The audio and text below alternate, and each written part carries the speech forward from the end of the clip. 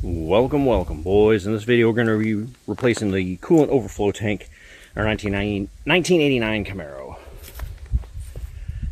Here's the overflow tank. There's a big old crack in it.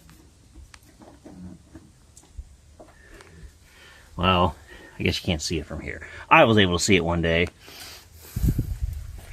So we're going to replace it. It appears there's supposed to be something holding it in place here.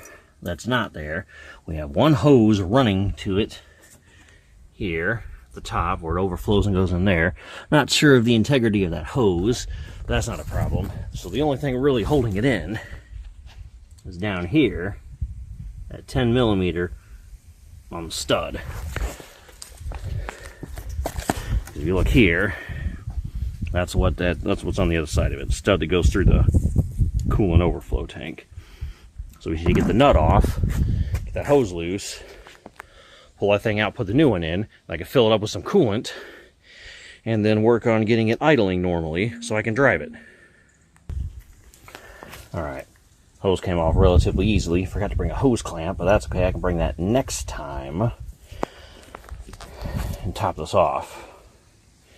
And I already took the 10 millimeter off, so it should come right out, and it does. Super.